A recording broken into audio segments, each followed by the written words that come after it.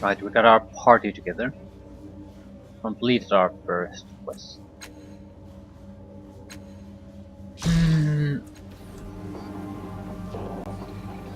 I want to get to know my party members a little bit better, but I'm not sure I want to do it now. I want to get to doing things. What is that? Yes.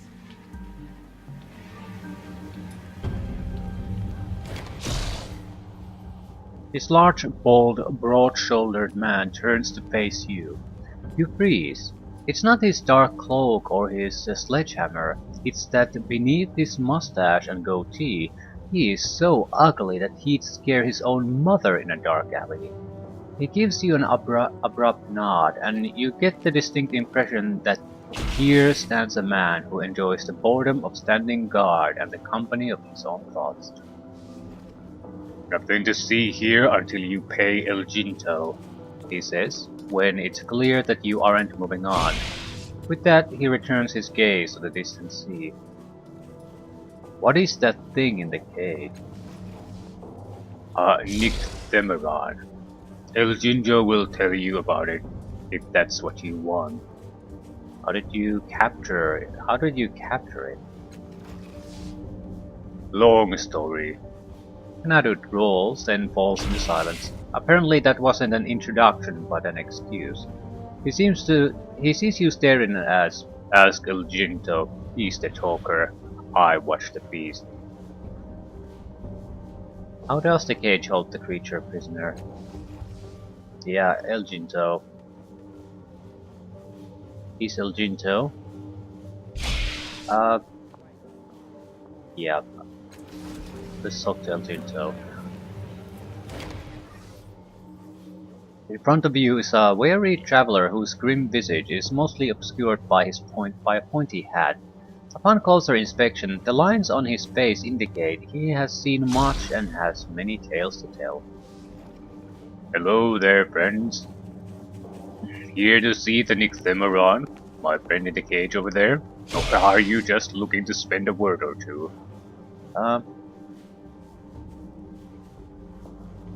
Okay, I'm looking for someone who can repair a complicated device. It must be in desperate shape if you're patrolling the circus, talking to strangers. Do you have a piece of the device? Might be that I can offer my opinion.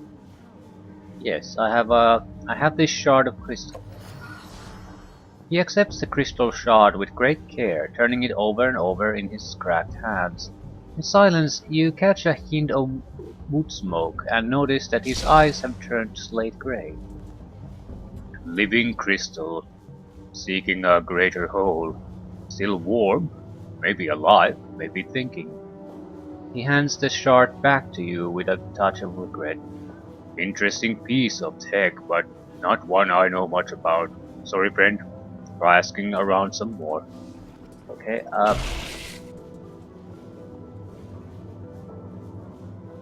talk to you about a Nycthemeron. He's far from mine, friend, El Ginto says with a raspy chuckle. As you likely see if I get too close to his cage. Go on, ask your questions. Okay, what is a Nycthemeron? A biomechanical union of a stubborn curiosity and a frothing malice. Who made them, no one can say, but they cannot be trusted or befriended. Cross their paths or thwart their incomprehensible whims, and they'll kill you if they can. Wait, you called the creature a he. Is it a male? Could be. Could be female, or genderless, or many-gendered. Who can say? I have our friend imprisoned, and I feel better about the fact if I don't call him it.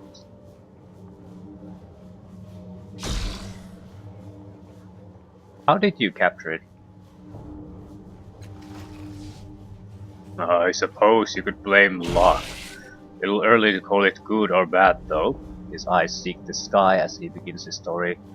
I was working on, well, call it a trap, in a valley through some nameless ruin. Kanadu was off hunting for dinner, and I was working in a daze, always do, when I'm concentrating. A smile flits across his face. Near sunset, the trap was still in pieces, and I heard Kanadu roaring my name. I turned just in time to see our guest bearing down on me.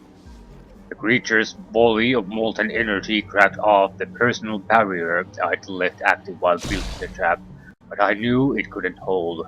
Then Kanadu leapt off the valley's edge onto the Nycthemero's back, bashing it with his hammer.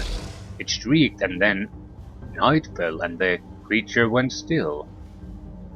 I worked, touched frantically, I admit, to finish the trap.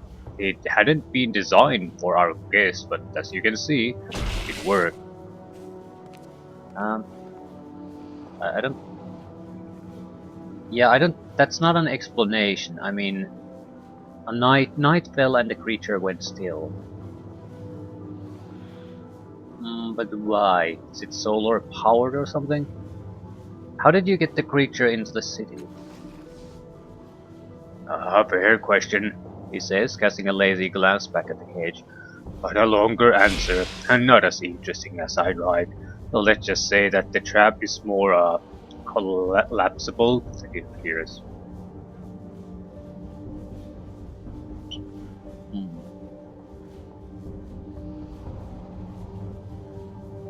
So could we collapse the trap too? Just take the thing. Why would we want to though?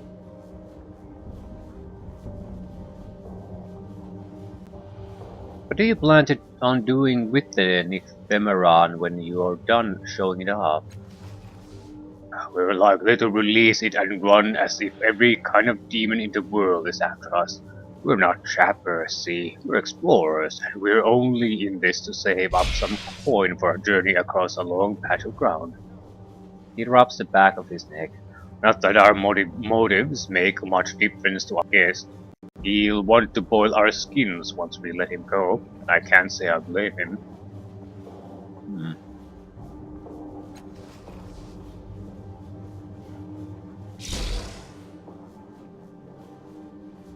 Do I want to see the creature up close? I suppose I do.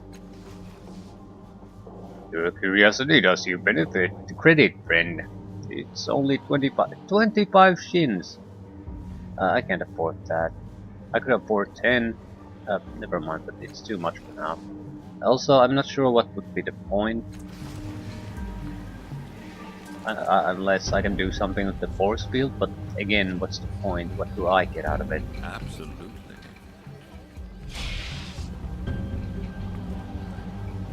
Falinda.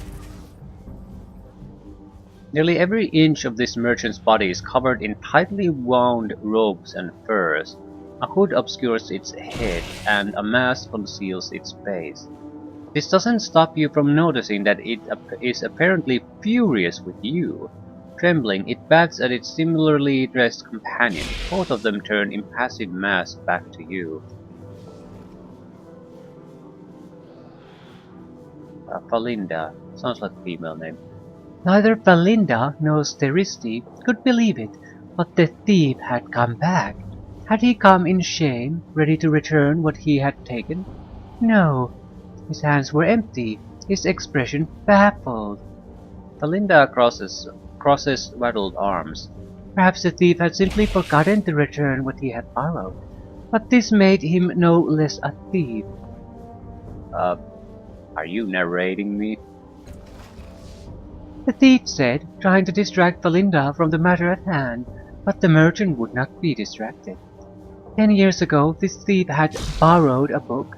Falinda wondered if the scoundrel was possibly unfamiliar with the definition of the word.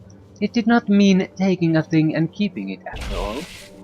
Steristi pointedly returns to work, ignoring you both. Falinda sighs, massaging its temples with gloved hands.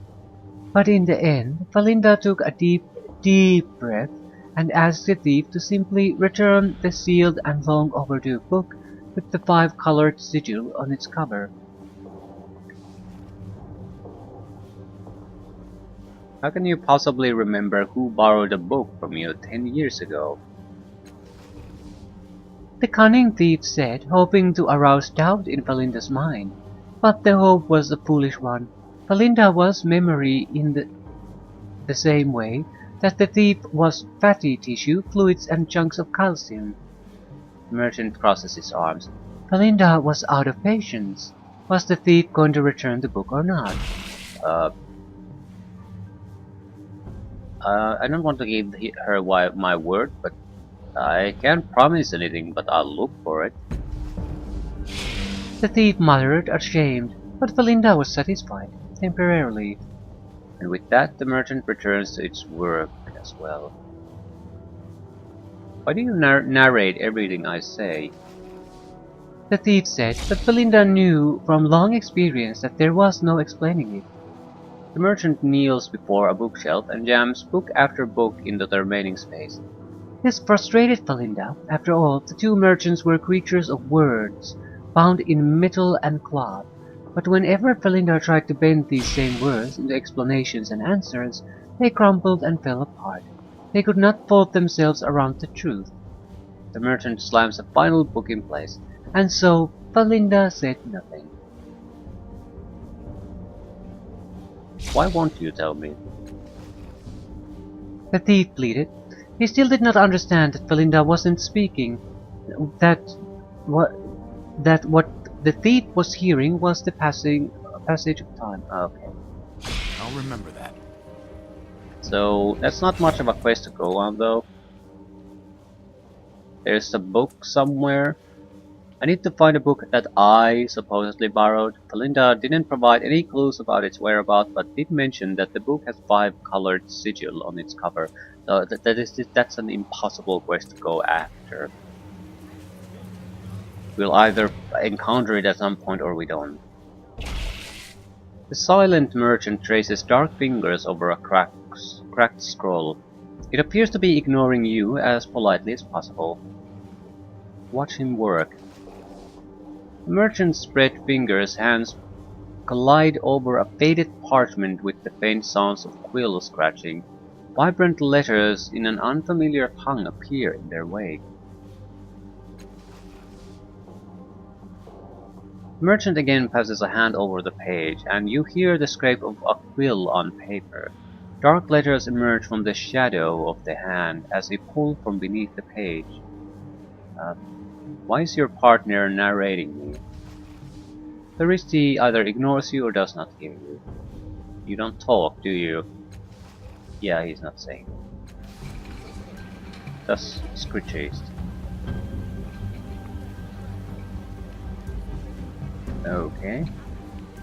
Ready. Seer. I don't prophesize for free, pal. Sure enough. Arms merchant. Come in a moment. Have a look around. If you need anything, let me know. What can you tell me about Sega's Cliffs? A good place for the arms trade. Not much scope for weapons in the city proper, it's true. The levies keep things quiet. I get most of my business from mercenary companies. The endless battle draws them by the dozens. Explorers too. Plenty of carkers save up their shins and kit themselves out all fancy like. Then they wander down the reef and into the bloom and never come back. That's not particularly useful. I'm not sure why I'm even bothering to look at this. I have 11 shins. I suppose I know what they offer, so that's something. Nothing... This is a very basic weaponry. I suppose the shields could be somewhat useful.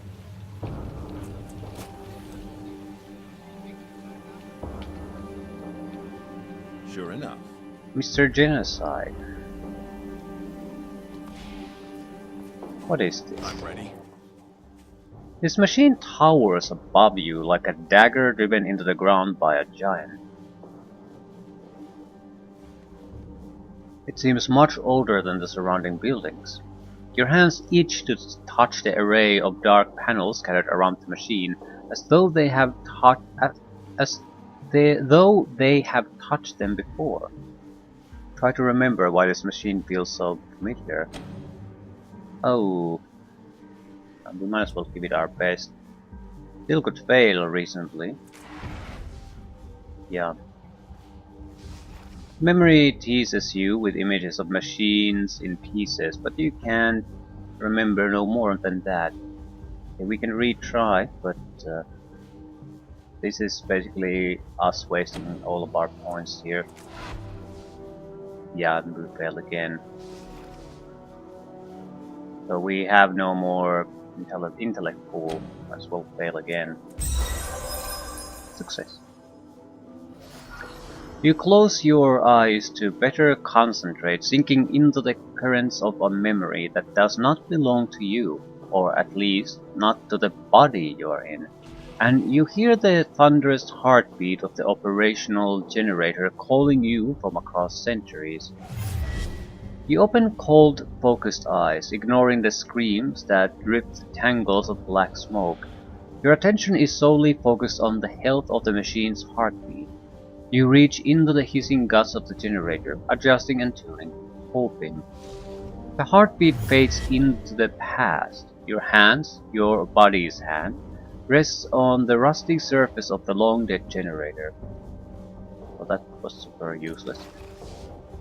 Your hand slips over the cobbled-together components and greasy cables, the buttons worn by frequent use. It is a strange accomplishment, this machine, clumsy but deft, amateurish but masterful.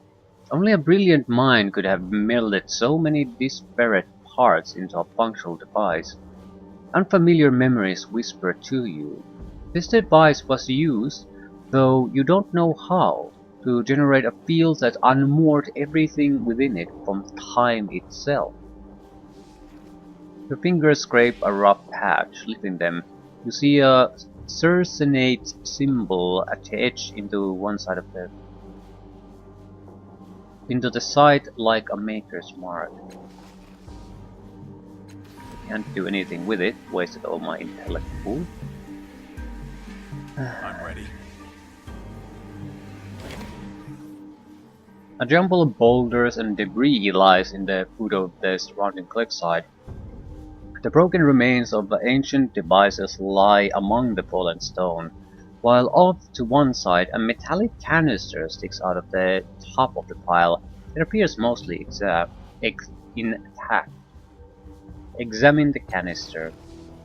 Leaning over, you notice that the container is hollow, with an opening in the top providing full access to the interior. A quick glance reveals that it is empty. While most of the canister is relatively intact, a small part of its exterior wall has been pried open, exposing delicate mechanisms. Examine the rocks. You notice a slight gleam as the light hits some of the rocks at just the right angle. You lean closer. Tiny mechanical devices are embedded in the rock. A quick search of the rest of the pile reveals that only a small percentage of the rocks are more than they appear. Okay, we can scavenge what we can from the canister and smash the stones. Scavenge from the canister first. Who exactly can do this well enough?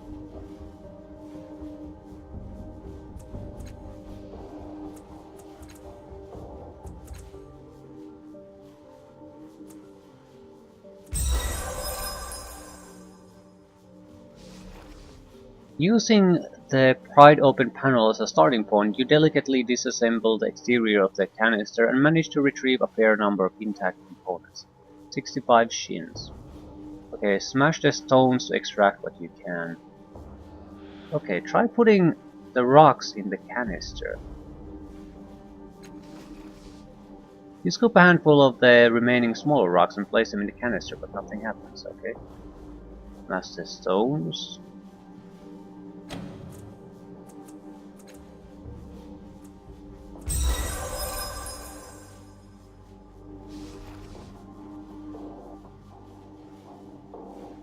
You gather up all the stones you can find with machinery close to their surface and get to work. Soon you have a tidy pile of components that should serve as shins. Another 65. We have a decent amount of money now.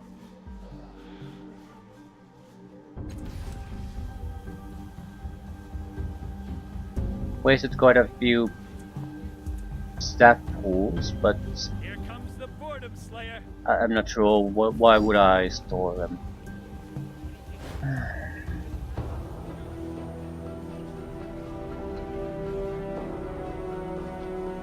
I would have to know to expect trouble, basically.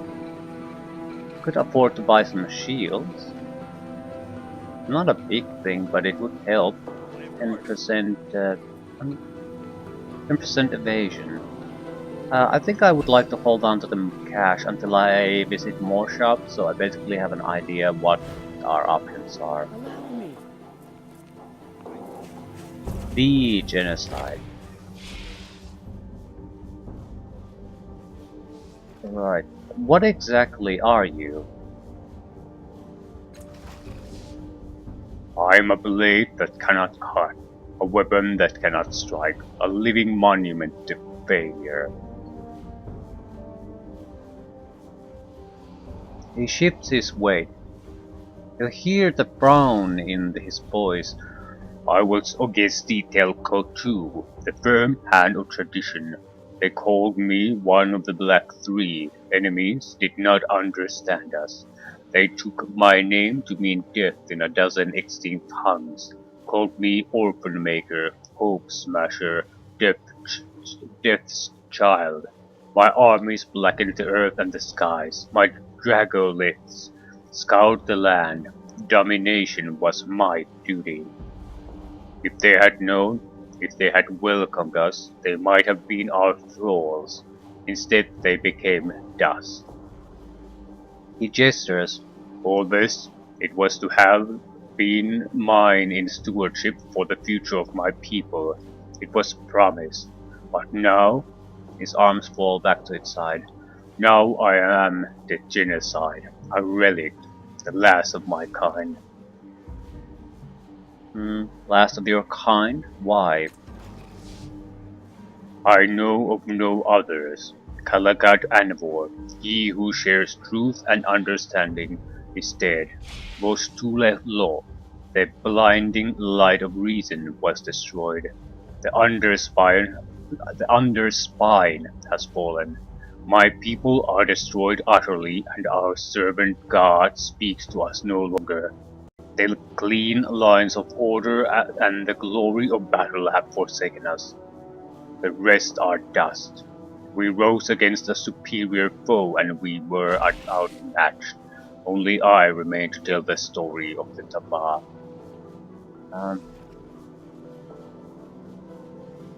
You mentioned the Taba. Who or what were they? My people. Great warriors, we owned this land. We served the underspine, and it served us. We saw truth in victory. We ascended to epiphany. We were pure, incorruptible, indivisible, even in disunity.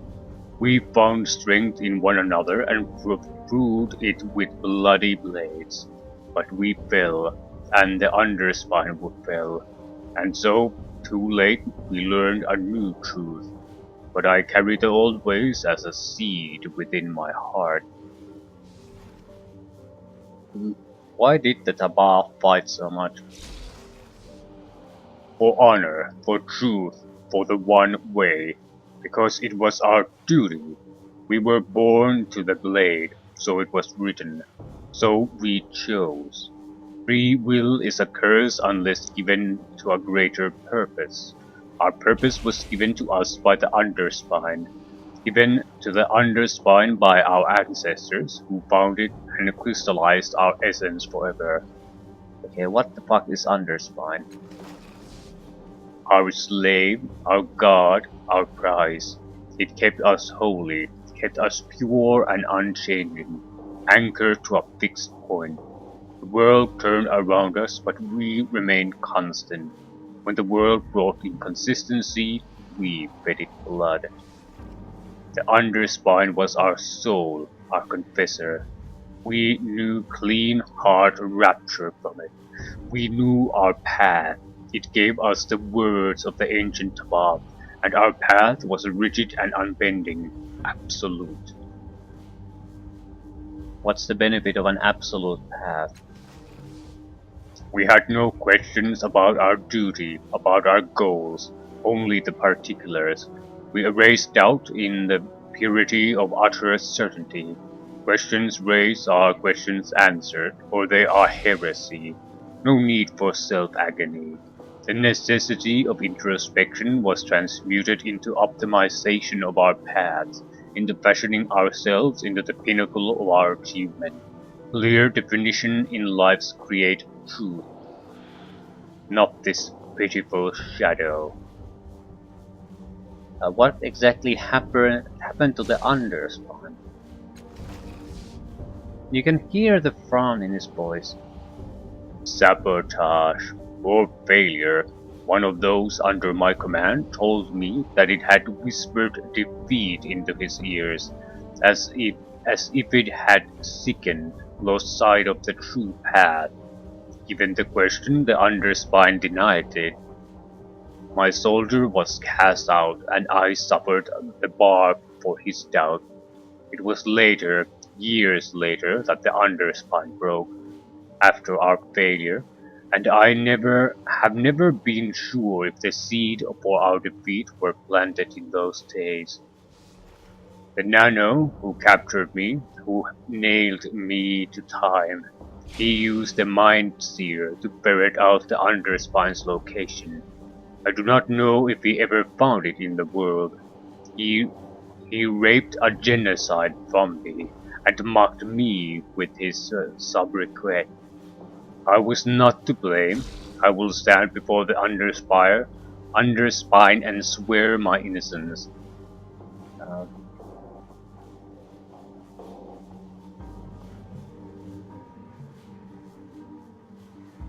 me ask you about something else. Why exactly are you here? You said you had to answer if I asked. Why? From within the helmet you hear a grinding noise, the sound of teeth gnashing, amplified. Then the voice again. We sat at the river's edge and we kept for the time that was. We saw nothing more to conquer, and yet our fear still drove us. We had conquered the land, purged its impurities, made it ours. Still we wanted more. When we heard that humans had come to carve a home, we rejoiced to have a new foe, a new test of our truth. We rode against them. We drove them to the forge of the night sky, to the valley of Mirala Julios, to the dangers of the Black Triage. But those who built atop these ruins, they thwarted us, time and again. And so we brought our constructs and our deadliest warriors to the bay outside the city. We laid a mighty siege. We entered the human settlement. We fought past barricades and traps. Some of our constructs are still here, silent and dead. But when we thought we had achieved our greatest victory, a powerful Nano saved them. With his magics, yeah, even you call them magic, instead of esoteric. With his magics, he called upon the strength of the ancients and captured us. I thought my life was at an end, but he imprisoned me in slow time, trapped me in my body, used machines to paralyze my will. I still remember our glories, and I see the faded future in front of me, and I am powerless to act. The memories of our triumphs remain always at the forefront of my mind, and I must answer the mocking question of these people or suffer.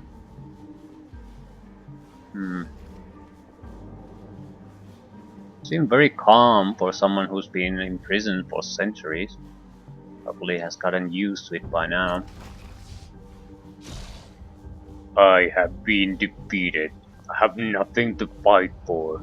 My captor castrated me with a tool they made to dampen my natural urges. I can remember the actions, I can recall the glory, but I feel shame, regret. I am weakened, but not by my volition. The genocide squeezes his fists. What does it matter? Those who stood against me are all dead. I am victorious. I no longer fight with a blade. My weapon is time. I do not die. I cannot be wounded. I am held like a beetle in sap. Why would I not be serene? The underspine spoke of my destiny. I was to wage war under the edge of the universe, but the universe keeps going, and so it must I. Someday I will be free. Someday. Until then, I am incorruptible. Can you tell me about the nano who trapped you here? How did he stop you? The genocide raises his hands in defeat. He found old knowledge and made it his own. He created defenses that we could not penetrate. Most telling, most effective, the shield generators. He created 3 barriers around the heart of the city, and the last unmoored the city in time. When our constructs touched it, they flashed to stasis. We could not reach the city, but the city could reach us. You feel that ticklings of memory as the genocide speaks of the shields. He continues to talk, oblivious. Let the memory come. It's a patchy memory, coming in still images and moments. The relentless speed of the war machine as they approach the city. The reavers in the sky on their dirigibles. You remember fighting them on the parapet. You remember fleeing into the safety of the city.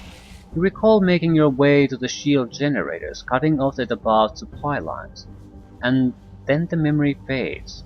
The genocide watches you silently. Alright, tell me about the story again, I wasn't listening. Okay, so we can only ask about things once.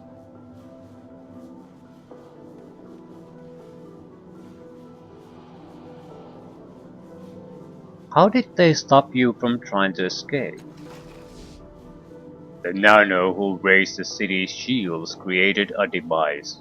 He called it the Mind Seer. With it, he violated my mind, my memories, and everything that was at the core of my being. In a fit of vengeance, he tore truths from me.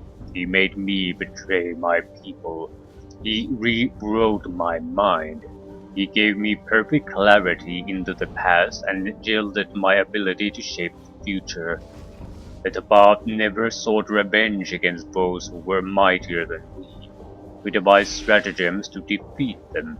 We tested ourselves. We did not punish or hate. Punishment was purification. This, though, is torture. The worst of the city's refuse can mock me now. They can ridicule and jape, and I am powerless to strike them for their impudence. Then quieter. And now they do not even do that. I have become a fixture, an irrelevance, a non-entity. I am the slave to... You hear his teeth grinding as he thinks of the perfect insult. To peacemakers, I must endure their presence and feel their corruption sink into me daily. Some foreign part of me desires it. He thumbs his fist into his hand. But I remember that I will triumph over them. Eventually they will die, and I will not.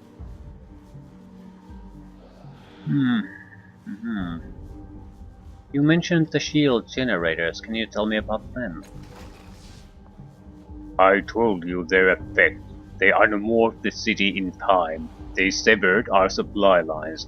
They left us vulnerable and defeated us. The Underspine's strategy failed us. I began to doubt. The generators are unused, abandoned, their purpose forgotten. Though the people of this city still swear by our name, and our terrors are fresh in their nightmares despite the passage of centuries, they have forgotten the means of their salvation. This one beside me no longer functions, but one of the others is buried in the ground, not far from here, and has not yet failed. It powers the clock around which those ridiculous fools prance.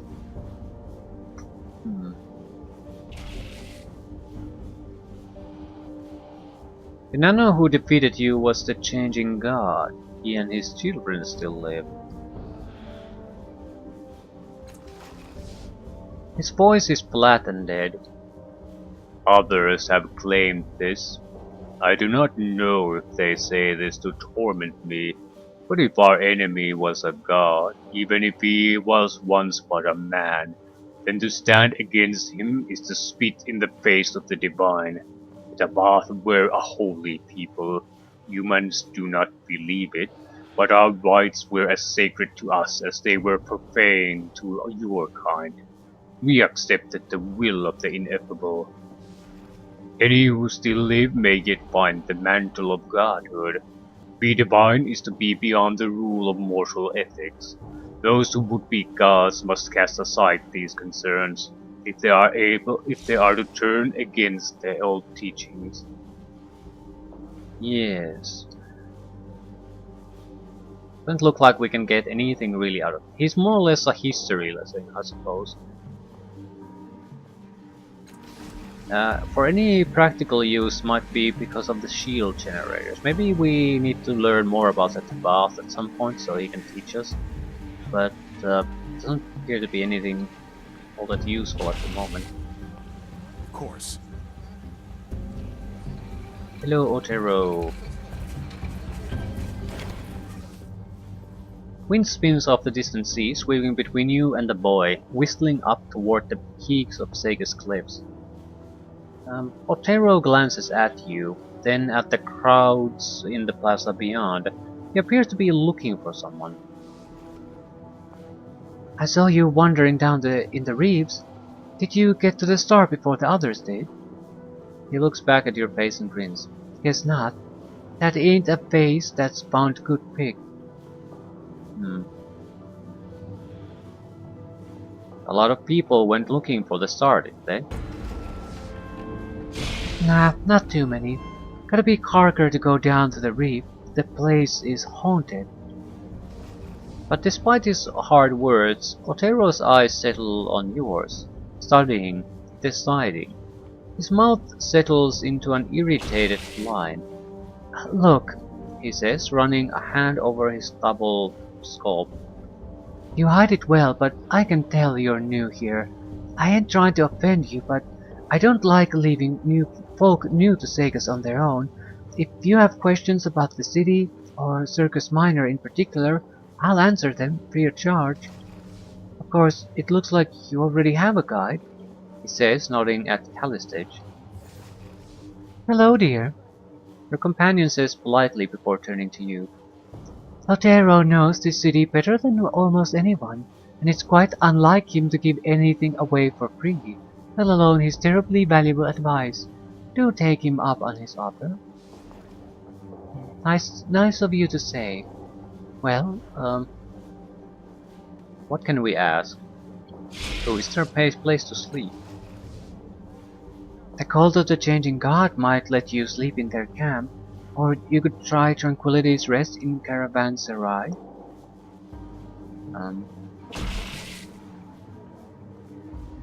Tell me about the city. Depends on what you want to know. I spent most of my time in Circus Minor, but there are other districts. Government Square, Cliff's Edge, the Underbelly, and Caravanserai. So 5 districts in total. He scratches his chin. There's also the Reef of Fallen Worlds, but you've already been down there. So, right, 6 districts in total. Tell me about the reefs.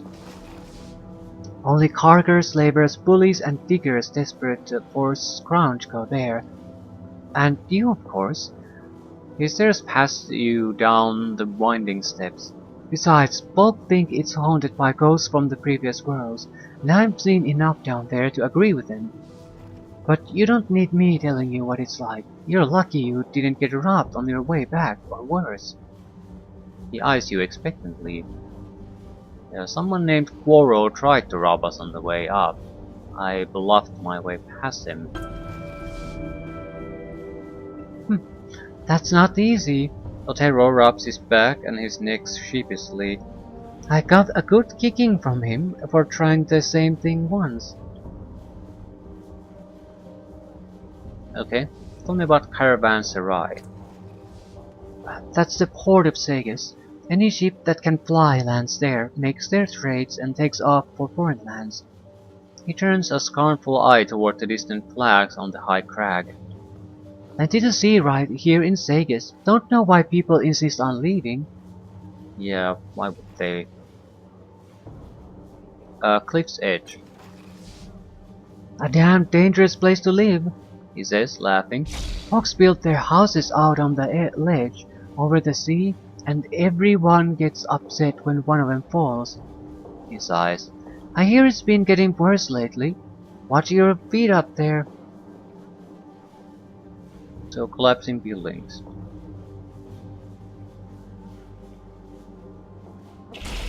No, the ledge itself is collapsing into the sea, right? Can you tell me about the underbelly? Imagine an underground place where the city sends everyone they don't like. Cannibal, cultists, mutants, carkers, and thugs. Now add a stink like burning metal and cooking meat.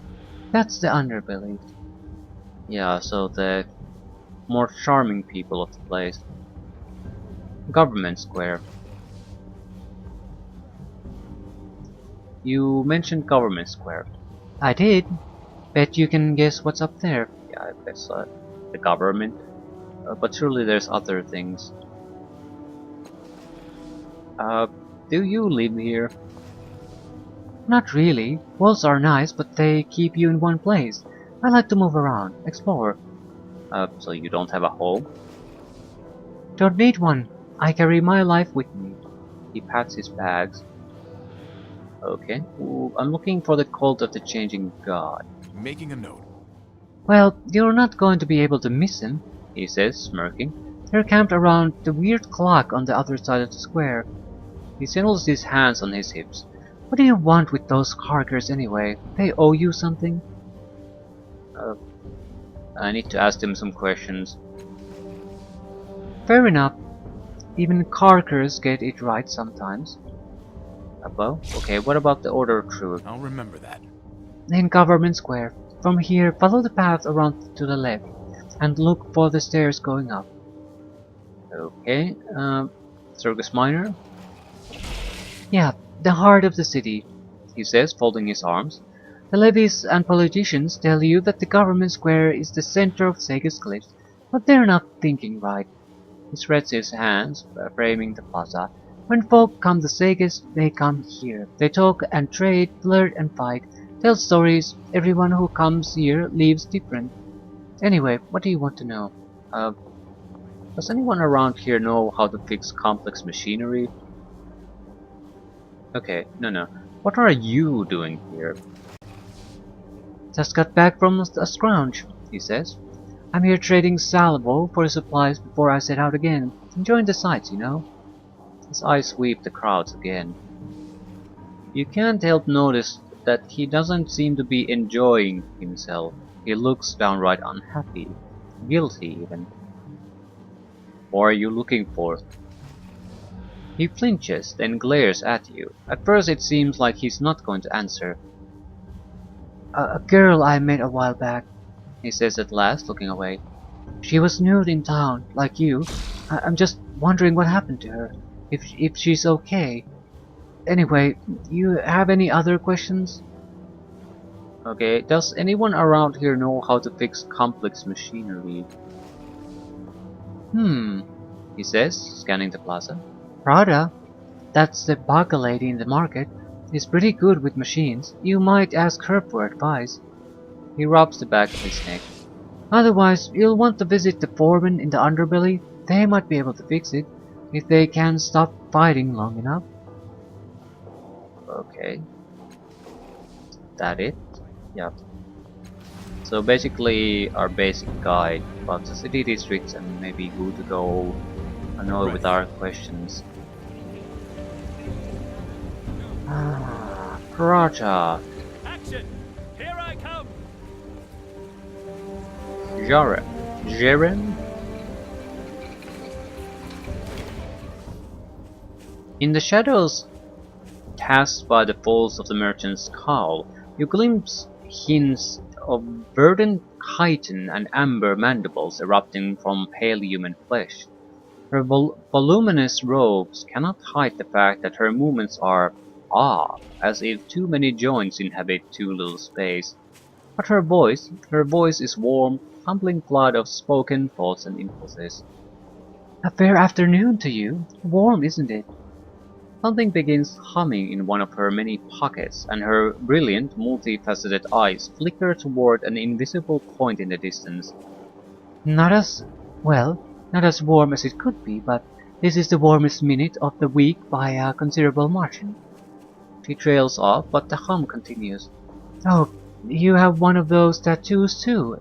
Anyway, can I interest you in some prime artifacts, dusty relics, Numenera of uncertain origin?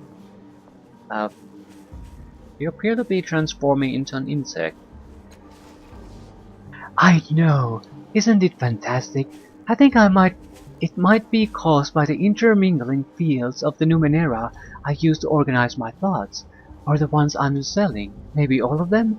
You never know how a variety of ciphers will interact with each other. They are such fun. Okay, why do you think you're transforming? Okay. Tell me about the Numenera you use to organize your thoughts. Oh, it's simple. Sort of. Prata pulls 3 tiny Numenera from her robes, a buzzing bird figurine, a green music box, and a circular spring. I have too many thoughts. If I tried to hold them all in one brain, I'd just stand and drool, you know. So each of these have a slightly different purpose. Which one do you want to hear about? Bird figurine? Bird is pretty simple. If I'm running with a great thought I don't have time to complete, I shunt it into her so I can pick it up back up later. She does make everything smell like berries, though. The music box? Jade Box is a top wolf lady. If I'm rolling with a more complex line of thinking, I bring her up and she jumps the individual ideas and feeds them back to me. I try to use her as little as possible, because she gives me headaches. No, what's the opposite? Head eases? Prada frowns. Anyway, they're worse than headaches because you can't go around thinking everything's alright. It's bad for your health. Circular spring? That's Rhonda. She's a bit scary. I can shunt a bunch of thoughts into her. But she doesn't process them. She just gives them back to me, slightly changed, and infinitely better than when they went in. Prada leans in conspiratorially. I try not to use her much. It feels like cheating. Okay. Can you tell me anything interesting about the city? No. She laughs, and it sounds like a cloud of insects taking flight. I'll do better than that. Tell me anything about this place that worries you, and I'll make it better. That's a guarantee. Any dangerous areas I should avoid? Not at all, Prada says, waving her claws at you. I heard so many rumors about how the underbelly was ruled by vicious thugs, but when I went down there to make a trade, no one so much as glared at me. She hesitates. Of course, they were probably worried I was going to snip their heads off, but the underbelly is fascinating and worth the risk. Most everywhere is.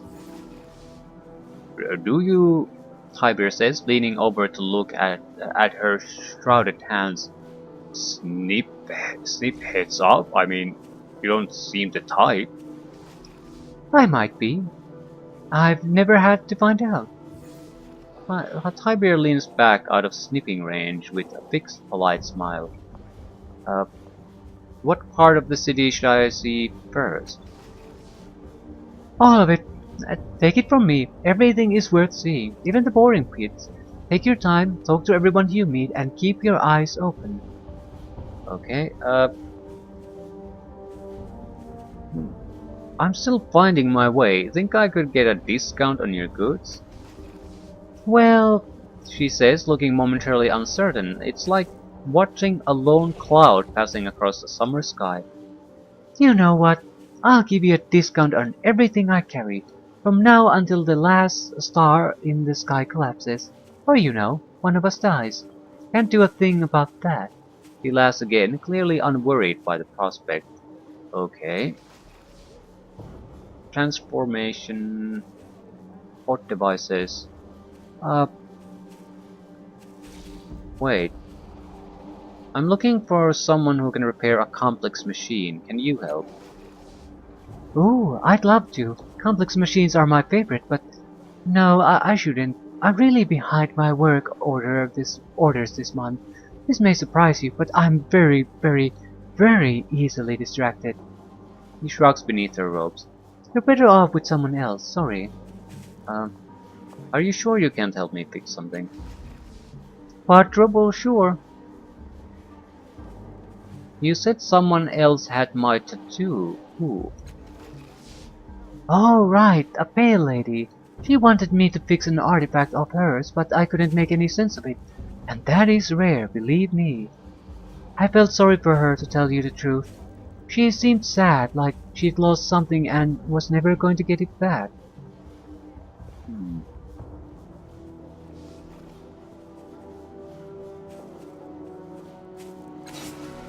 Okay, what does she actually sell? Healing items, stat recovery items, contingent subroutine, confers contingent subroutine. The next time the character is reduced to 50% or less health or any stat pool, automatically refill health and all stat pools. One use, consumes action. So it's a 74 shin full recovery. Sounds incredibly useful. Third man. Allies an entire area around the caster. Refill health, might, speed and intellect for all party members. And this is for 78. That's is the other one. No, it's not automatic. Consumes action. So full recoveries probably, and this is allies in entire area around the caster, so we could basically, if we're in a tough place, we can recover everything. It's basically a full night's rest for 78 shins. The statue is centuries old and is rumored to be infused with the mental essence of the legendary Francisco Flamebait, the fiddler from the fjords. Hell was known for being a trickster, but his performances detailed tall tales of extraordinary exploits could inspire great confidence in others.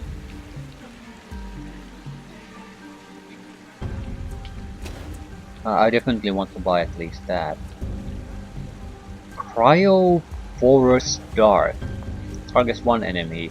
Deals 20 points of chemical damage and confers bleeding. Active for 3 rounds. 78. Reconstitutor. Deals 10 points of health on all allies in range of target point. 54.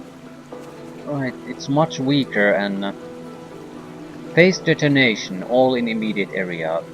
12 points of trans-dimensional damage confers Hubble to all characters in range.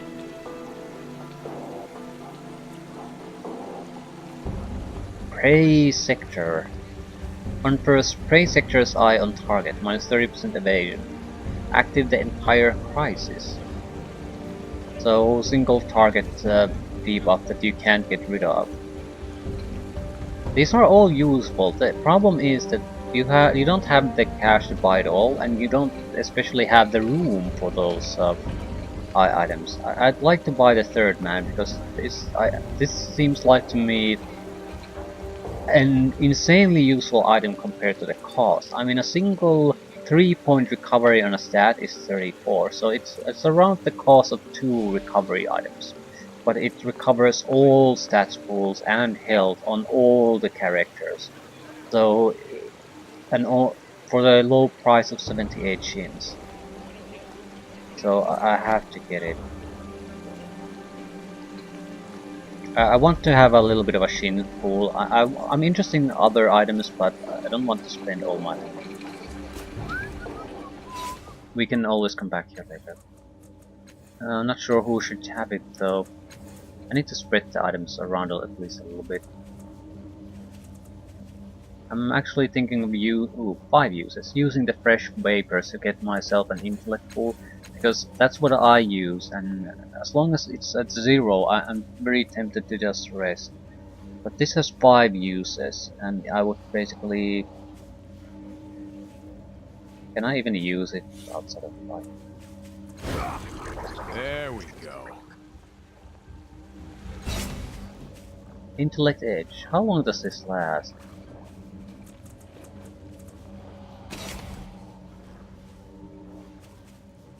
The item is gone.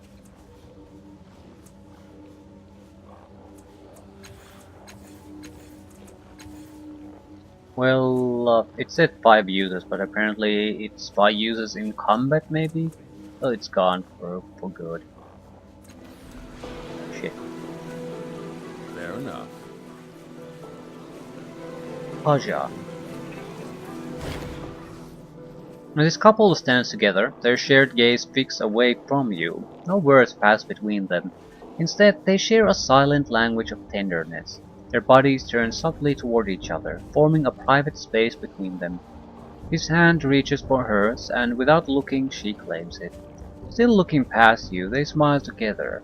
His is a curving line carved in oak, hers an unabashed and radiant as a lantern on a starless night. Turning, you see the object of their attention, a young boy darting between the stalls and playing in the dust. Each distant, exhilarating shout widens their respective smiles and tightens their grip on each other. Is that your son?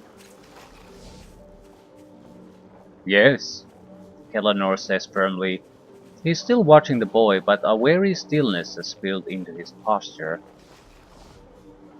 Machias swats his shoulder, and there's more hunch than playfulness in it. Not yet, she says. We adopted Jerem, and we're waiting to see how he feels about that, aren't we, Eleanor? Eleanor's eyes flicker stubbornly, but he does not respond. Why did you decide to adopt? Well, Eleanor and I, we've been together for how long? Years. And we knew we wanted children, so we tried and tried. We tried a lot. Some days I barely had the time to put my clothes on before Kel took them off again. Interesting. Go on. Marja raises her eyebrows but continues. Well, there was poor Kel practically falling asleep on the ship, forgetting his trousers half the time, and with nothing to show for it but a glow on my cheeks. Clearly we were working with apparent feel. Or faulty seeds. Eleanor asked deadpan. Does run in the family? Well, I don't see how that would really work. I mean, if it runs in the family, you're not gonna be getting children, are you? So we decided to find a child who needed a home rather than getting old trying to make one of our own. That answer your question? I'm sorry, I'm going to need more details. Huh, Badria says, swatting at you. I like this one, Kel. He hardly blushed at all. He leans in and lowers her voice. We get asked that question a lot, and finally, we found that being explicit about the process usually makes the questions just melt away. You, Tybeer. You've been talking to the wrong sort of people then, Tybeer says, grinning over at you. We just love asking questions. Eleanor chuckles at first, but says nothing more. So, what brings you here? Jerem likes it, Eleanor says. A stern expression around his eyes softens somewhat. We don't have much time between shifts, or money to spend on fripperies, so we bring him to the market when we can to watch him play. It's better than a night at a theater. Eleanor raises their clasped hands and kisses her bruised knuckles. Okay. Why does this couple even exist here? The child skids to a halt and rubs his forehead with a grimy forearm, leaving arrow tracks of dirt across his ruddy skin.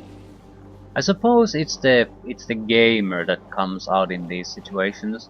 If there's just a couple and a child here, there's no point in having them here in the first place.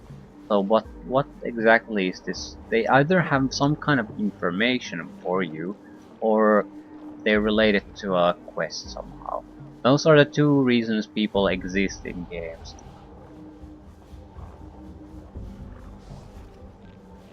Hey, Shava. He pants, shading his head from the sun and grinning up at you. Never seen you before.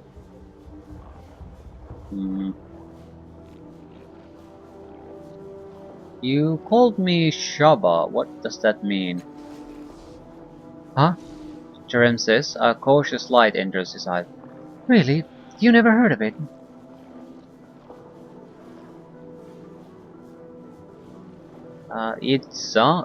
I'm gonna lie. It sounds familiar. What does it mean again?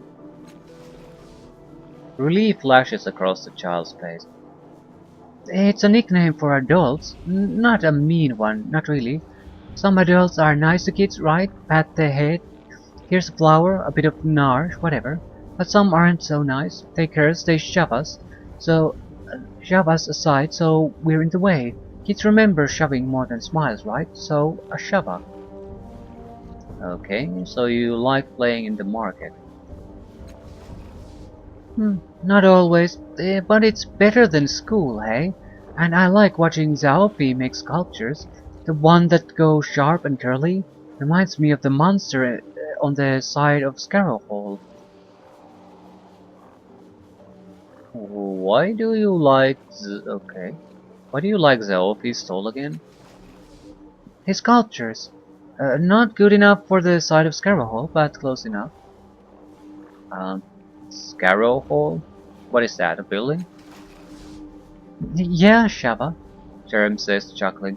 It's just a building at the center of town, 1,000 hands tall, with a mural on the side like Zaofi's sculpture, but flat and in purple rock. Don't think you're going to miss it if you're looking for it, hey? We might, Callister whispers, studying Jerem with something like concern. The Scarrow Hall was a grand temple at the center of town, like the child says. I say was because it was turned down centuries ago. I do hope he's lying, because otherwise he's mad. Okay.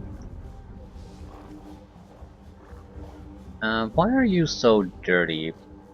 Because he's a child, would be my first guess. I don't know. Paja and Kellenor make me wash twice a day. Guess the dirt likes me. Don't your parents worry about you running around here alone? My parents? Jerem says, eyebrows crinkling. You mean Paja and Kellenor? They're watching me until my Mart and Zero come back for me? Okay, Mart and Zero. Huh? Jerem says, looking just as puzzled as you, as if you just asked him what hands are for. Mart, Zero, my parents? You asked me about them? Padre and Killenor are taking care of me until they come back. Weariness steals over Jerem's expression, and he bites his lip, as though he fears he has said too much. He is trying to hold the rest of his words in. You keep using words I don't recognize. Where did you hear them? Jerem's face goes white. I'm not allowed to tell adults about that, or about where I'm from. His gaze steals to Barcha and Killenor, both of whom are suddenly taking greater interest in your conversation. Don't ask, Kay. Oh, I hate to see this, Tiber says, raising his eyes to the sky. Such a brilliant and promising lad, and he's already keeping terrible secrets from his elders. What? Jerem says, squinting up at him. No, it's not like that. It's nothing rancid. I just promised I'd stay quiet, right? Tiber gives you a barely perceptible jerk of his chin, urging you on. He's right, Jerem. You shouldn't be ashamed of the truth. Tiber nods solemn agreement. You can't help noticing that he looks somewhat ashamed. Jerem wavers, looking between his adopted parents and the two of you. Finally he gives up. Alright, I guess I can tell you, but you can't spread it around, right? So alright, tell me where you're from. Here, Shaba, He says, brow crinkling in frustration. I'm from here. It's just up and changed without me. I grew up in the Downs. My parents lost their spot on the work chain, and we went to sleep hungry more and more. Neither of them could look at me without crying. He swallows. But everyone in the Downs was starving. Wasn't anything new. People started using that archway more and more. He pauses, scanning your face. Tell me about the archway you mentioned. A big thing, always good smells coming out of it too, like roasting meat and sunny days. I used to watch it, but I was never sure what it was for, you know, and the parents in the Downs never talked about it either. He shrugs without looking at you. Then one morning I saw Corna, a friend of mine, and her Mart go up. Mart gives her a kiss, sends her through, and Corna never comes out again. Know what did though?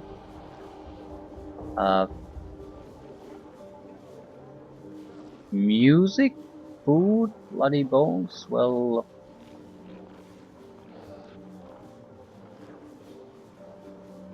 if they were hungry, food maybe? No, that'd be cruel for Corna Smart to lose her girl and gain a meal. But no, it was a metal ring, He says, lowering his voice to a confidential whisper. Didn't look to be worn much, but every once in a while you'd hear Corna laughing. Wherever she was happy, right? He raises his hands to his cheek and then continues. Handful of days pass, and my Mart takes me for a walk too. Said she'd find me when they'd saved the money, kiss me, and push me through it. Woke up outside another archway, up in Government Square. Paja and Killenor were waiting for me there. Archway in Government Square. Jerem rubs his nose. They're not so bad, but I keep hoping my parents will stop by to visit, even if they don't have the money yet, right? He pauses, rubbing at the sudden moisture in his eyes. I try to laugh a lot so they can hear me, though. Okay.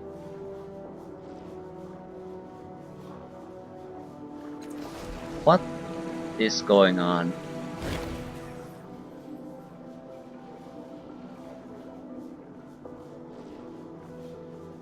At your return, Paja and Killenor tense, but do not look away from Jerem's adventure in the marketplace. I'm not sure if I should tell them that what Jerem told us. We know that there's the archway in the government's district, so maybe we should take a look at that first. Might be able to figure this one out without revealing that Jerem broke his promise to them. At least it's something to go after. It's not a real quest at the moment, Yes. though.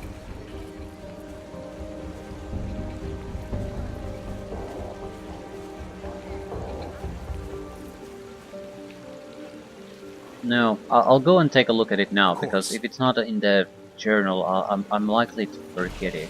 So I'll check the archway, see if I can get anything out of that, then come back and talk to these people. I would guess we'll have to talk to the people first, but you never know.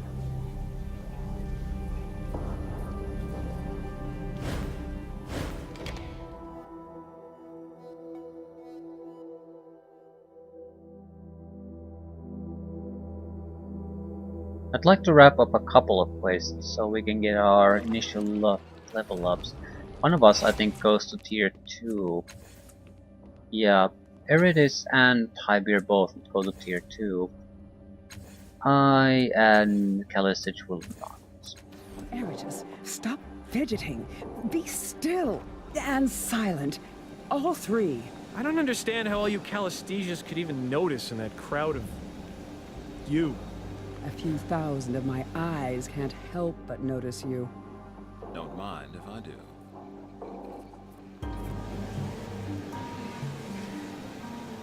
As you wish. Where's the archway? Find him. Something Yeah, hello. Another shield generator. Except this looks very, very different. Yes. Towering above you is an enormous archway of metal and synth. Energy pulses through the structure, spilling from thin, transparent panels in subtle shades of gold and cyan. It appears to be dormant, but very much alive. The archway emits a low and constant hum, just at the edge of your hearing. Across the top, illuminated words are inscribed. The House of Empty Time. Heavy rope-like cables connect the archway to the strange generator nearby. Can I activate it? You scan the parts of the arch that are accessible from the ground, but you don't see anything that resembles a controlled device. Finally, you give up your search. If the arch can be activated at all, the method is unclear. Perhaps it could only be activated by the words of its creator, or someone designated by that person. Such things are not unknown in the Ninth World. Right. All right. What about this? I think we need to have more lore skills. Those seem to be usually... Lore machinery would probably help here. I have mysticism. It helps a little bit, but not that much. Power still flows through this ancient machine. A brassy heartbeat pulses within it, just at the edge of the hearing, and tiny bubbles orbit the entire structure. No, not bubbles. Holes in space. Examine the device. The generator combines a huge number of mismatched parts into a functional whole. Once again, you notice the cercinate symbols etched into the side of the like a maker's mark. Okay, look through the orbiting holes.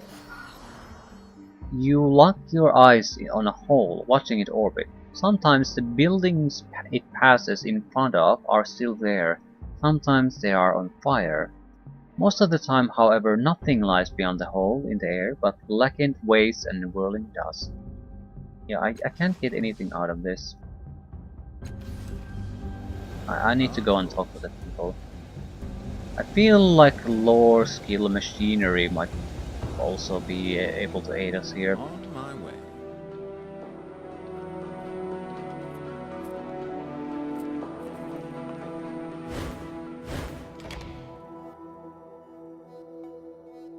Or maybe more perception.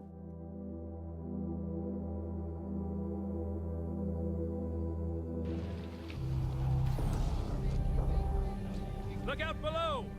Above! Sideways! Yes, child. Hopefully talking to these parents will give us the information we need to move forward with this.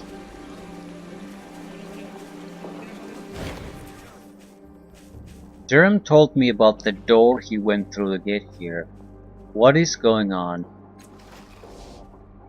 Had to pry, didn't you? Calm down, Kel, Patya says, putting her hand on his chest. Stranger, can we convince you to leave this alone? Please, for the sake of our family.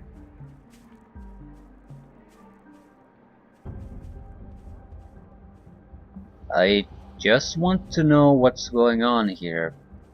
I won't tell anyone. Patya bites her lip and searches your eyes. Eleanor's hand slides over her shoulder to cup her at the back of her neck.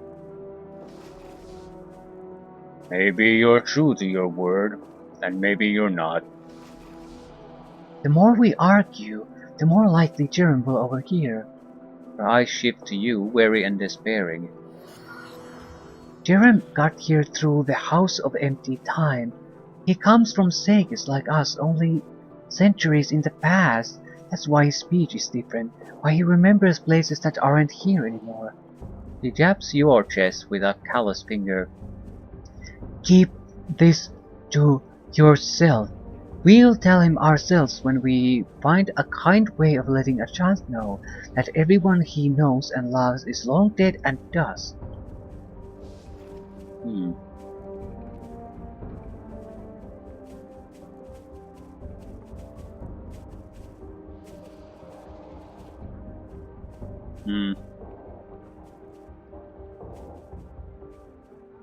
Fair enough. I don't see what the benefit would be in any way for me to tell the child. I'm not sure if I want to promise them anything. It's not that... I bet these games usually track if you're giving promises versus saying something non-committal. And I'm not sure I want to lie about giving promises to. It's not necessarily I give two shits about giving that promise or lying about it to these people, but it also, I think, it has consequences to your companions. I mean, if you constantly lie and to everyone, it's hard for you to basically be taken seriously by your companions anymore. I'm not really promising anything.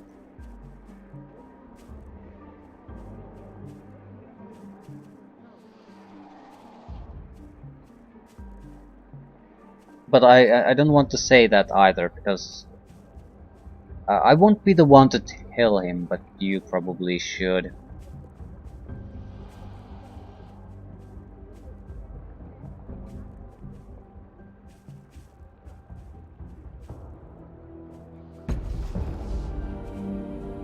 You're right, and we will, I promise. Yeah, I don't care if you will. I think that's just what you should do. Tell me about the House of Empty Time. We don't know any more than we told you. Find the housekeeper and ask her. Her name was... He trails off, forehead creased in thought. Alison Perry. Alison Perry, Eleanor says. Keeper of the House of Empty Time. You might find her in Government Square. Thank you. Thank you, Kel. I couldn't hold on to the name if it was buried in a... If it was buried in a bag of shins, Patya says cheerfully. Anyway, the very moment we decided to adopt, she was knocking on our door. We were nervous, but you can't argue with the results. She beams past you at Jerem. Alright, well, okay. Absolutely. I forgot the name too immediately. It's not a quest.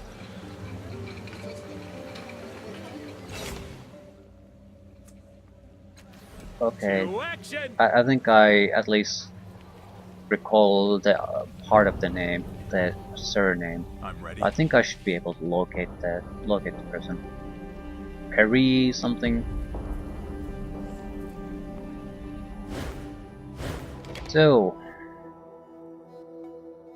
track that person down, talk to him about this. I'm not going to get experience out of this because it's not a quest. On my way. Yeah, Alison Perry.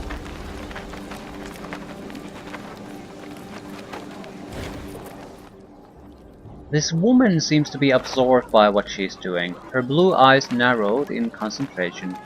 You realize that she's the nicest looking person you've seen in a while and feel almost compelled to approach her. She shakes out the golden cloth she's examining and holds it up to the light. Such beautiful colors, she murmurs. She meets your gaze. It would look very lovely on you. Who are you? My name is Alison Perry. You can call me Alison if you like. He offers a tentative smile. I'm a surgeon, but I work mostly with children, you know, healing scraped knees and the occasional broken bone. We're lucky here in Sagas that it's rarely anything more serious. What are you doing? Waiting for an appointment, she says with a tentative smile. I heard that you're the keeper of the House of Empty Time. Then you must have the questions. Ask away. Okay. Yeah, I probably don't want to try to adopt a child. How does the House of Empty Time work? A child enters the gate and emerges in another time to find a new family waiting for them. Willing parents register with the keeper in their own time period, and after rigorous questioning, have their names added to the gate itself. After that, she shrugs. Who knows? The children have loving families, and those families have children to love. Why is the House of Empty Time a secret? Because it is not the strongest system in the world. No one knows how many trips the old thing can stand, so we use it only for those who really have nowhere else to go. Her face hardens. And if everyone knew about it, some of them would treat it the same way they do other orphanages. We'd have babies dumped in boxes, small children left crying with nothing but the clothes on their back. She seems to come to a sudden realization of what she's saying, and two bright spots of color appear on her cheeks. She clears her throat uncomfortably. The people of Vegas have been very good to me, she says eventually. Why are you in charge of the House of Empty Time? Because I walked through it. She smiles at your reaction. Oh yes, I was an orphan, and yes, I'm from another time, one much earlier than the present. As a child, I had the unique pleasure of being able to read history books and imagine that my parents were the heroes of ages past. Her smile dims. And before you ask, my parents in this time are dead, but we spent many happy years together, and I will always be thankful for the life they gave me. As for the gate itself, she looks at it fondly. When I am dead, or hopefully before, it will choose a new guardian from those who have passed through it, and I'll have someone to keep me company through the end of my days. Not a bad bargain, all told.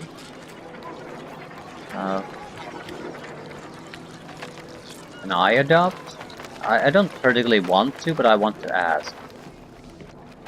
I'm afraid not. One of the main requirements for adoption is a stable environment. If you ever decide to settle in Sagas, then we can talk. Okay. So this didn't really lead to anything. Can you tell me about this place? Of course, this is the government square, home of the city council and the Order of Truth. The rest is embassies and city records, but you might enjoy a stop at the Red Thicket. He points at the red stone enclosure nearby. Right, this didn't go anywhere. That's why it wasn't a quest. But I think this can't be the end of it, because this is a lot of conversation, systems, and planning for that something for that basically goes nowhere. I think this will. This is something to certainly keep in mind. Yes.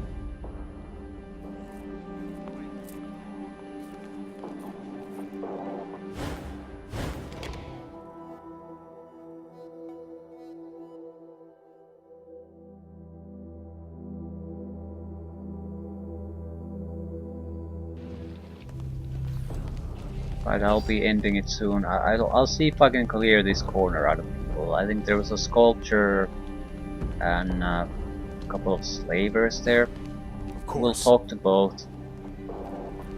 See what we can get out of them and leave it at Which that. one of you Calistesias is the one that likes me?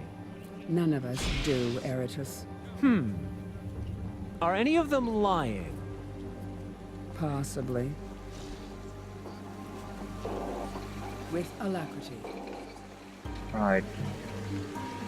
Myriad of statues sit at various stages of completion, each featuring a figure that leaves you with feeling of profound disquiet when you look at it.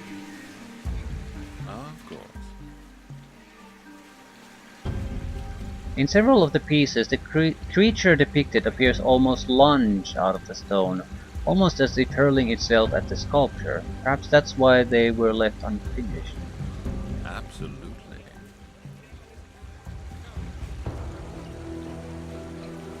Zalfi the Sculpture. This portly man's cracked and bleeding hands are always moving, picking fretfully at his thick lips, running through his thinning hair, or molding aimless shapes into the air. His clothes are marked with paint, dust, dried blood, and clay. His eyes brim with frustrated tears as he studies the strangely familiar sculptures arrayed about him. So like Sliver's vice. Her fingertips long, shriveled, sharp, screams, trapped in flesh. She holds him in place. She's killing him. He's not looking at her. Why? Why isn't he? Afraid? No. He claws absently at his sparse beard. What am I not seeing? What am I missing? What's wrong? Everything, he says without a moment's pause, effortlessly drawing you into his self-directed tirade. Every detail is almost right, which means everything is wrong. I'm Zhaopi, stone carver, sculptor, divine painter of living eyes, and in this challenge, my greatest work, my talent has finally abandoned me. He sweeps a scornful hand at the sculptures. Behold my art, wanderer. Witness these dull stumps, these crude replicas of a sublime being. What is it you think I've made? Try to recall why the sculptures look so familiar. Great way to waste our points again. You stare at the sculptures. Your memories flow into its sweeping curves, teasing you with what you've seen in your short life, and beyond. Yes, this towering thing is the true form of the creature that pursues you. Zhaofi has sculpted the sorrow. You don't realize that you've spoken aloud until you hear Zhaofi's gasp and see the tears in his eyes. Yes, sorrow or even grief is present in the work. I feel it, but where? I cannot pull it from the stone. I saw this creature on a cold night not long ago. Smoking coronas of blackened light drew me to my window. Zhaopi says, shaping the scene with his palms. And there, on the street below, was she, gripping a man in her talons. Before my very eyes, she ripped his essence from him, leaving him a steaming husk. He drops his hands. But what do you care? You don't grasp the importance of capturing such a subject. Of course I do. She is mysterious and fascinating. I do. You wish to capture the emotion of the victim. I don't. That monster doesn't deserve to be immortalized. I've seen aspects of her. Maybe I can help you capture the details. I'm not quite sure what. Is he going for the monster or the victim?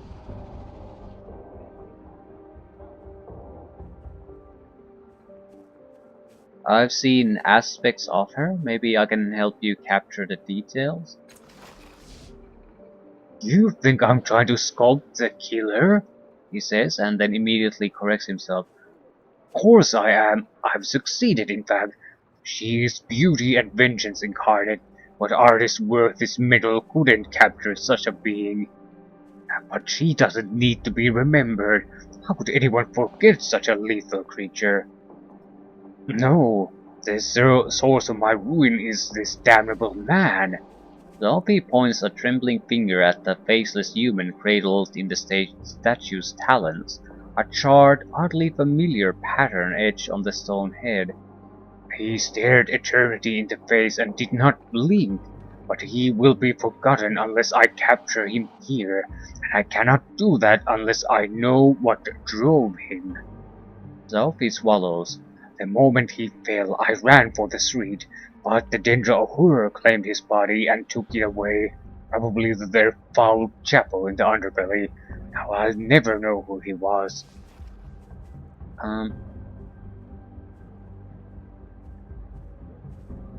How many statues of this being have you made? Ha! If only my efforts could be limited so.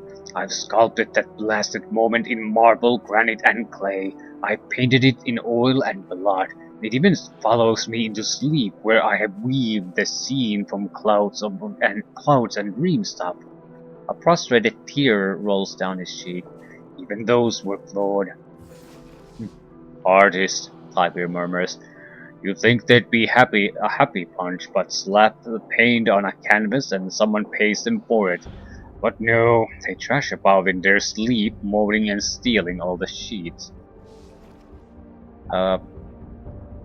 Is there anything else you can remember about the creature that killed your subject?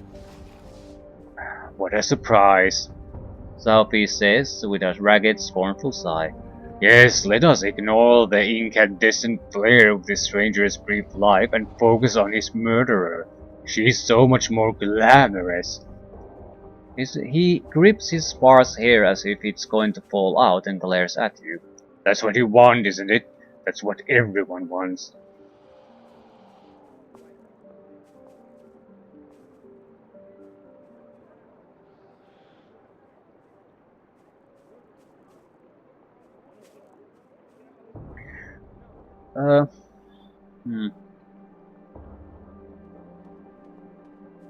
Do I want to say that the creature is hunting me too?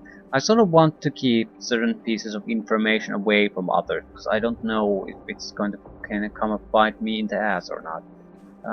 No, I want to see this moment fully, to understand why it inspires you so much. Oh, of course, Sophie says, a flattered blush rising on his cheeks as he directs your attention to his work. I captured her as I saw her, perfectly. See the dexterous overlong fingers, the flesh formed of shrieking prey. But there was more to that moment than I ever could capture here. In studying her from my window, I knew that she did not belong in our world, and yet I could not help but see her there, as though she was forcing me to accept her presence. Sophie licks his lips. To look upon her is to see death made flesh, and yet her victim saw her and did not flee. Why? What granted him such bravery when we lesser creatures cower at the coming of the night? Right, tell me about the Dendra Horror. They are a cold and a curse. They would have you believe that they exist to preserve the great works of humanity, to celebrate life. You may even believe them until you smell their breath.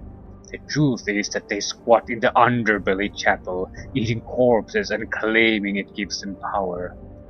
And where are they again? A pack of damnable corpse gobblers with pretensions of mysticism. You can find them in their chapel in the underbelly. Okay, well, if I learn about your subject, I'll let you know. I'll remember that. An honest God quest. Search for the sorrow's latest victims at the Dendra Horde Chapel. I guess we're going to the underbelly. I'll leave the slavers alone for now. Absolutely. And I think I'll leave things here anyway. Surprisingly little got done this time. I'm more actually disappointed by the fact that we did the archway with the children wasn't a quest of any kind. So I sort of feel like I wasted my time there. At the same time, it has to come back at some point. It cannot be just that. So I'll go to the underbelly and leave things there. I need to go to the Dendra Horde Chapel and find more about this mystery man that got murdered by the Sorrow. So he's one of the cast-offs without a doubt. He had some kind of a marking on his head, so I did that Just too. tell me, were you always as you are now? You mean dashing, handsome, and with an impeccable sense of timing and wit? Why, yes, of course. How could I have possibly meant otherwise?